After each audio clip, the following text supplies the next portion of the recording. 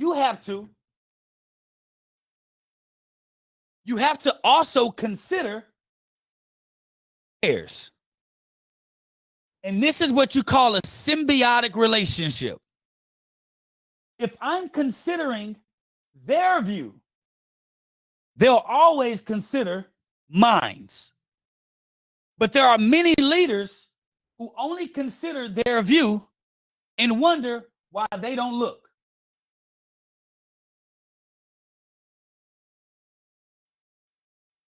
Y'all. Can I get personal real quick? I want to bring it personal.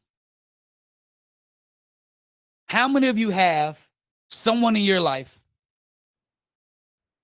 that takes more than they give to you? It can be a friend, a spouse. Don't say their name because your spouse may be on here too, trying to get better. It can be a friend. It can be a spouse. It can be a cousin. You give them more than they give you. And then they always complain about what you're not providing when they didn't do nothing with what you gave them originally. This is usually the relationship from lower level, mid-level leadership to senior leadership. You keep asking me for more, but you haven't done anything life-changing with what I gave you. Infection rates are high.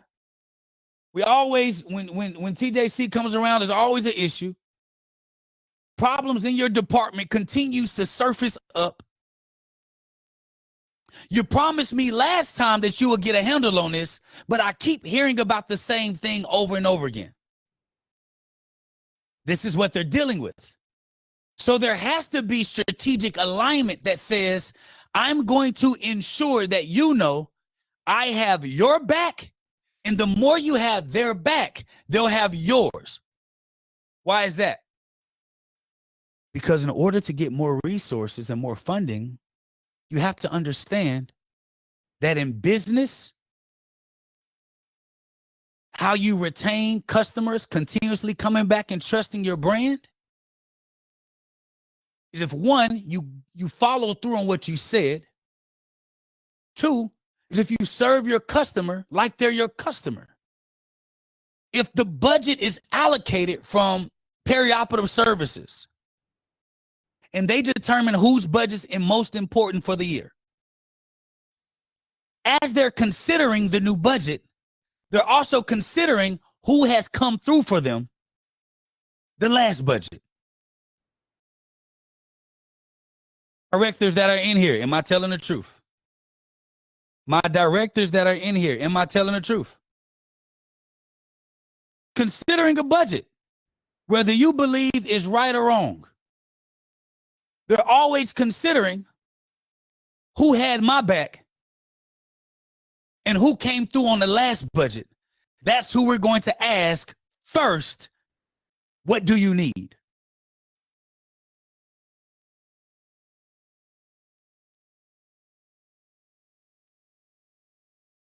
The people that complained, that didn't execute, they can't fire you. You didn't get written up, but they don't trust you. They don't trust you. Number two, after you make sure that you align the strategic alignment, am I strategically aligned? A lot of directors, executive directors, and sometimes even VPs aren't even fully aware of the hospital's 5-year plan. So if I'm not aware of the long strategic plan of the hospital, I'm not going to consider that when asking for more resources, time, energy, and money, or supporting an initiative. But when I'm creating the proposal for my initiative, if I'm considering also our long-term plan, those are love language words to your senior leadership. Once I have the strategic alignment, I got that down. The next I need to look at is my financial impact. No, central sterile processing is not the money maker in the hospital. But in central sterile processing, that's where the profit is made.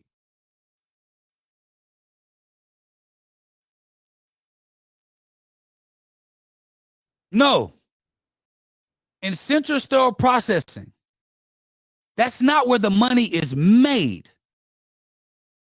but it's where the profit is made. Dr. Jake, what do you mean? If infection rates are low, that means no lawsuits. No lawsuits, more money coming, staying in the hospital. If instrumentation is under control, what does that mean? That means that we're not buying a bunch of instruments and we're all paying attention to where we put our stuff.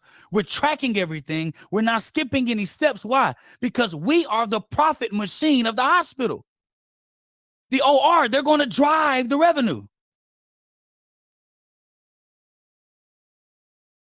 Becca said, I don't know why it's not included with revenue. Let me explain to you what revenue is, okay?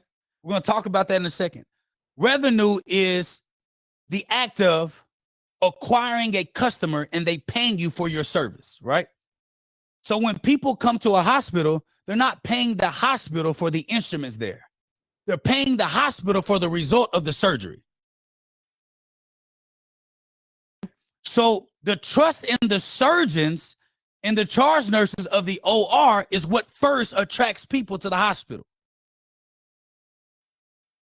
Safety in patient care is what sustains them.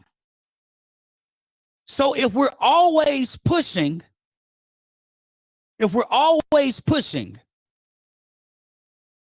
cases back, a lot of hospitals pay $300 per minute. Here's a fun fact. For every one surgery, it takes 100 employees to help one patient in one surgery. 100. So when I'm pushing back cases from underperforming in my facility or in my department, not holding people accountable, every time that case gets pushed back, that eats at your budget. Directors that are in here right now, I'm telling the truth.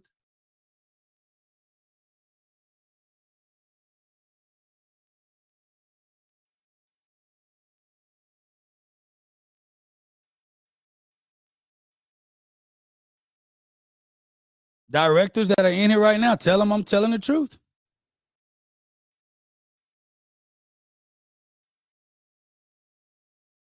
Every time we push it back, it looks bad.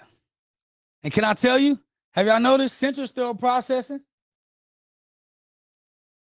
Blame us for everything. They blame us for everything. Why? Because we haven't, as a department, subsector of the facility, we haven't realized that we're where the profit is made. Cases on time, boom. The better your central sterile processing department, the more surgeons trust to have surgery there. The more surgeries there, the more money that is generated. The more money that is generated, the more prominent the hospital becomes. The more prominent the hospital becomes, the more trust that is had in the community. People would fly all over the world just to come have a surgery at that facility. But everything starts with understanding that. And counsel cases is the worst news that any perioperative director, central sterile processing director, manager of central sterile a counsel case, it's like going to their upline and telling them you hate them.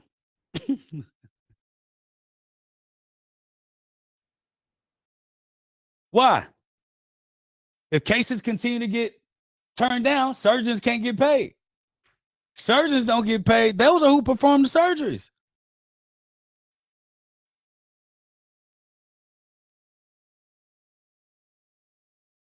These are all things that are important for us to understand.